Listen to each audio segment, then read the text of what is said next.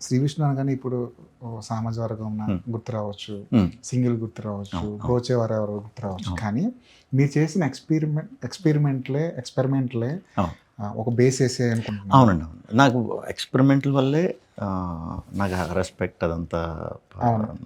నిజంగా దానివల్లే ఆ సినిమాల వల్లే నాకు ఈరోజు ఆ రెస్పెక్ట్ దొరికిందండి. మధ్యలో ఒకసారి ఎక్కడైనా ఒక తప్పు చేసినా సరే ఆ!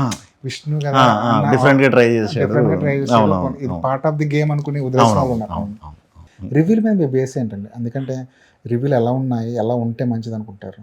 రివ్యూ సిస్టమ్ 100% నేను ఒపీనియన్‌ని గౌరవిస్తానండి. హ్మ్. బట్ ఒక ఒ ఒక్కొక్క జానర్ ఒక్కొక్క స్టైల్ ఉంటాయి కదా సినిమాలు. హ్మ్. నా ఇదేంటంటే నేను చూస్తా. డెఫినిట్‌గా అందరిలాగా నేను రివ్యూలు చూస్తా. మన సినిమాల్లో కూడా ఓకే. తప్పేదన్నారు. అందుకని వెంటనే రిలీజ్ అప్పుడే చూసామంటే మనం ఇమ్మీడియేట్ హై అన్న అయిపోతాం. లేకపోతే లో లో అన్న అయిన అయిపోతాం. అయిపోతాం. అవును. సో, ఎప్పుడు కూడా సినిమా ఇంకా third week, second week, 10 days దాటింది సినిమా అన్నప్పుడు మనకి కరెక్ట్ మనం కుదురుకుంటాం కొంచెం. హ్మ్. అప్పుడు డీటెయిల్‌గా మొత్తం అన్ని రివ్యూస్ ప్రింటౌట్ తీసుకొని చదువుతారు. కామన్‌గా ఉందా హ్మ్. అన్నట్లో. అంటే ఒక్కొక్కళ్ళది ఒక్కో అభిప్రాయం కదా! కానీ అవును. ఎక్కువ మంది అభిప్రాయాలు ఒకదాని మీదే ఉందంటే ఓకే. తప్పు చేసాం. దీన్ని కొంచెం దృష్టిలో ఉంచుకోవాలి. అవును. బట్ ఈ జోనర్‌లో మళ్ళీ ఎళ్ళామంటే ఈ మిస్టేక్స్ జరగకుండా హ్మ్. అది నోట్ కింద పెట్టుకొని అది ఇంక ఫస్ట్ నుంచి అలవాటయిపోయింది అలాగా. హ్మ్. సో, సో అంతేనండి. అలా ఫాలో అయ్యి ఇది చేసుకోవటమే. హ్మ్. అండ్ రివ్యూలు కూడా నాకు ఒక్కొక్కసారి అనిపిచ్చేదేంటంటే అంటే మన సబ్జెక్ట్ కాదు కాకపోయినా హ్మ్, ఒక్కోసారి సినిమా రివ్యూలు తక్కువొస్తాయి. హ్మ్. బట్ దాంట్లో టెక్నికల్‌గా సౌండో ఏదో గట్టిగా వర్కౌట్ అవుద్ది. అవును. కొద్ది సార్లు ఏం చేస్తారంటే ఆహ్, సినిమా రివ్యూ లేదు కదా అని నంబర్ చూసేసి మనం లోపల డీటెయిలింగ్ చదవం. అవును. దాంట్లో రాస్తారు. కథే కొంచెం దెబ్బతింది, ఫోటోగ్రఫీ చాలా బాగుంది, లేకపోతే మ్యూజిక్ చాలా బాగుందని రాస్తారు. అంతా హ్మ్. చూడం కదా మనం, అవును. నంబర్లు చూసేస్తాం కదా! దానివల్ల కొంత ఎక్కడన్నా టెక్నీషియన్‌కి అవకాశం రావాల్సినంత ఇది మిస్ అవుద్దేమో అని చిన్న డౌట్ ఉండేది అవును. నాకు. ఏదో క్రాఫ్ట్ గొప్పగా పనిచేసి ఉంటది ఆ! కదా! ఆ! అవును. కానీ మనం ఇక్కడ మరి నంబర్ చూస్తాం కాబట్టి ఒక్కొక్కసారి మిస్ అవుతారు. అవును. బట్ ఆ టాలెంట్ అనేది ఉన్నప్పుడు ఒకటో, రెండో, 4, 5 సంవత్సరాల్లోనే అది బయటపడిపోతుంది. అవును. బట్ ఆళ్ళు అంత కష్టపడి అంత శ్రమ కొంచెం చిన్న పుష్ కింద ఉంటే వీళ్ళ సైడ్ నుంచి కూడా ఇంకా ఫాస్ట్‌గా ఎదుగుతారు కదా కెరియర్‌లో అవును. అనేది ఏదైనా ఒక ఒకటి. సినిమాకి 2 రేటింగ్ పడిందనుకోండి. హ్మ్. ఆ రివ్యూ చదవడం మనం ఆపేస్తాం, ఆ! స్కిప్ ఆ! చేస్తాం. ఆ! కానీ అందులోనే ఆ 2 రేటింగ్‌లోనే ఎక్కడో రాస్తారు. కెమెరా అద్భుతంగా ఆ! ఉంది. రాస్తారు. డైలాగ్ రైటర్ రాస్తారు. చాలా బా రాసాడు అంటే రాస్తారు. అవును. రాస్తారు. మనం ఉంటుంది. మనం మిస్ అయిపోతాం అవును. కదా! మనం స్కిప్ కూడా వేస్తాం డైలాగ్‌లు. అవునవును. హ్మ్. మీరు సినిమాని ఎలా చూస్తారండి? సినిమాని ఏ ఏ ఏ యాంగిల్‌లో, ఏ ధోరణితో చూస్తారు? అంటే మీరు మామూలు యాజ్ ఏ ఆడియన్‌గా. యాజ్ ఎ ఆడియన్ అయితే ఇప్పుడు మనకి వాళ్ళ వదిలే కంటెంట్‌ని బట్టి నేను ఒక అభిప్రాయానికి వస్తా. హ్మ్. అది నాకు స్ట్రైక్ అయిందంటే నేను చిన్న, పెద్ద అలాంటివి చూడను. హ్మ్. సినిమా చూసేస్తా ముందు. హ్మ్. నన్ను కనెక్ట్ చేసిందంటే హ్మ్. యాజ్ ఎన్ ఆడియన్. హ్మ్. అబ్బా! ఇది బావుంది. ఓ నలుగురు, ఐదుగురు పంపడం. హ్మ్. మీకెలా ఉంది హ్మ్. చెప్పండి అంటాం. సో, జనరల్‌గా ఉంటుంది. మీరు కూడా ఒపీనియన్ షేర్ చేసుకుంటుంటారా? చేసుకుంటాను. హ్మ్. నేను చేసే సినిమా దీనికొచ్చేసరికి అసలు ఎంచుకున్న కథ ఏంటి? దీన్ని ఎవరికి సర్వ్ చేద్దాం అనుకుంటున్నాం? హ్మ్. ఇది టౌన్ ఆడియన్స్‌కి ఎక్కువ లేకపోతే సిటీసా? లేకపోతే ఓవర్‌సీసా?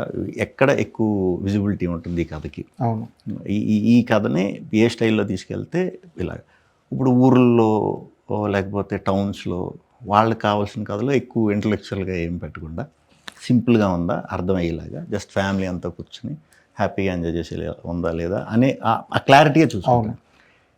కొంచెం ఏమన్నా కొన్ని హాఫ్ బీట్ సినిమాలు అప్పుడప్పుడు మధ్యలో 'స్వాగ్' అనే సినిమా ఆ! చేశారు. ఆ! ఆ! అలాంటివి చేసినప్పుడు అప్పుడు మాత్రం ఫోకస్ ఆడియన్స్ అనేది కాకుండా కథకే ఇలాంటి కథే అటెంప్ట్ కొత్తది ఇవ్వాలి, కదా! అవును. కొత్తగా ప్రయోగించాలి. సో, అది ఇప్పుడు కాకపోయినా ఒక 5, 10 ఇయర్స్ తర్వాతన్నా పొరపాటున ఎవరన్నా చూసినా ఇప్పుడు నేను అప్పట్లో తీసినప్పుడు కొన్ని మెంటల్ మొదలు బ్రోచ్ అది తీసినప్పుడు నువ్వు కొంచెం ఒక 5 ఏళ్ళు అహెడ్‌లో తీస్తున్నావురా సినిమాలు అనేవారు. అవును. ఈ స్వాగ్‌కి అయితే చాలామంది కాంప్లెక్స్ ఉంది. హ్మ్. కంపల్సరీ కాంప్లెక్స్‌గా ఉంది హ్మ్. అని అన్నారు.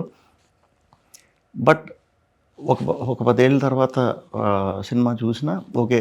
ఈ ఈ జానర్‌లో కూడా ఇలా జెండర్ ఈక్వాలిటీ అనే దాని మీద కూడా ఈళ్ళప్పుడు సినిమా తీశారు అనే గుర్తింపుకో, హ్మ్. లేకపోతే నేను చేసిన 5, 6 పాత్రలు ఏజ్‌కి మించిన పాత్రలు లేకపోతే ఎక్స్‌పెరిమెంట్ పాత్రలు చేయటం వల్ల ఒక ఐడియా కొత్తగా వచ్చే రైటర్స్కి ఒక 5 years తర్వాత ఇప్పుడు రావచ్చు చూస్తే. అవును. సో ఆ క్యారెక్టర్లోంచి ఒక కథ కింద చేసినా కూడా అది అద్భుతంగా టర్న్ అయ్యి మనకు రావచ్చు. సో హోప్ ఇవ్వటం కోసమే ఎక్స్పెరిమెంట్లు. సార్ ఇంత ఇంత ఆలోచించి 10 ఏళ్ళ తర్వాత దీనికి ఒక ఫాలోయింగ్ వస్తుందేమో ఇప్పుడు కాకపోయినా అని హోప్తో ఒక సినిమా చేసినప్పుడు, స్వాగ్ లాంటి సినిమా చేసినప్పుడు రివ్యూవర్లు కానీ, వెబ్సైట్లు కానీ, జనాలు విశ్లేషకులు కానీ కొంచెం పెద్ద మనసు చేసుకుంటే బాగుండేదేమో అనిపిస్తుంటుంది. అనిపిస్తుందండి. అంటే కొన్నిసార్లు ఇది అటెంప్ట్ చేశారా, అంటే ఇది అటెంప్ట్ చేశారా, అట్లీస్ట్ దీనికి ఒక అప్రిసియేషన్ అవార్డు, లేకపోతే ఈ సినిమా పెద్ద అందరికీ నచ్చకపోవచ్చు బట్ ఎక్స్పెరిమెంట్ చేశారు, వీళ్ళు పడిన కష్టానికి సరదాగా మీకు టైం ఉన్నప్పుడు ఒకసారి చూడండి, అలాంటి పుష్ ఏమన్నా వస్తే అంటే ఇంకా దాన్ని భయపడిపోయి పక్కెళ్ళిపోం అనమాట. అవును, ఇన్ ఫ్యూచర్ రేపు ఎప్పుడైనా అలాంటి కథ వచ్చినప్పుడు ధైర్యంగా చేసే మనకి మెయిన్ సార్, మనకి ఇప్పుడు మనం హిట్లు కొట్టినప్పుడు ఈ వారం 10 రోజులు లేకపోతే నెక్స్ట్ సినిమా వచ్చే వరకు ఈ సినిమా నెంబర్లు ఏంటి మాట్లాడుకుంటాం. మనం ఒక 4-5 ఏళ్ళు ఇప్పుడు ఫర్ ఎగ్జాంపుల్ మనం అప్పట్లో కూడా ఉండేవాడు నీది నాది ఒకే కదా గురించి మనం చెప్పుకుంటున్నాం అంటే ఆ నెంబర్లు ఎవరికి తెలియదు. బట్ తర్వాత ఇంకా హిట్ సినిమాలు వచ్చినాయి. బట్ మనం ఆ సినిమా గురించి కంటే కూడా కొన్ని సినిమాల గురించే మనం మాట్లాడుకుంటాం అనమాట. ఆ కావలో గుర్తించినా కూడా ఒక సాటిస్ఫాక్షన్ ఉంటుంది. అట్లీస్ట్ ఆ టీంలో వర్క్ చేసిన వాళ్ళందరికీ కూడా ఒక చిన్న సాటిస్ఫాక్షన్ ఉంటుంది. అది ఇంకా మన చేతిలో లేనిది, అది మనం అనుకుంటాం. కానీ ఒకవైపు స్వాగ్ లాంటి సినిమా, ఒకవైపు సామాజిక వర్గం సినిమా, ఈ 2 సినిమాలు పక్కపక్క చూసినప్పుడు యాజ్ ఏ యాక్టర్గా ఏ సినిమా చూస్తే మీకు గర్వంగా అనిపిస్తుంది? నాకు స్వాగ్ 100% సాటిస్ఫాక్షన్ ఇచ్చి ఇది ఇచ్చిన సబ్జెక్ట్ అండి. సామజవర్గమనం వచ్చేసరికి నాకు ఒక రైట్ టైంలో అలాంటి ఎంటర్టైనర్ చేద్దామని ఎప్పటి నుంచో ఉంది, కానీ పర్ఫెక్ట్ కథ దొరికినప్పుడే చేద్దామని. సామజవర్గమనం కథ దొరకటం, ఇది షూర్ షాట్ గట్టికి కొడుతుంది. నేను ఎప్పుడు ముందు అలా చెప్పను, ఒక మంచి సినిమా చేస్తున్నాం బెస్ట్ ఇద్దాం ఇదే చెప్తా. కానీ నాకు అది ఎందుకో షూర్ షాట్ బ్లాక్ బస్టర్ అనే మాట నా నోట్లోంచి వచ్చింది అనమాట. ఇది గ్యారంటీ వర్క్ అవుతుందని.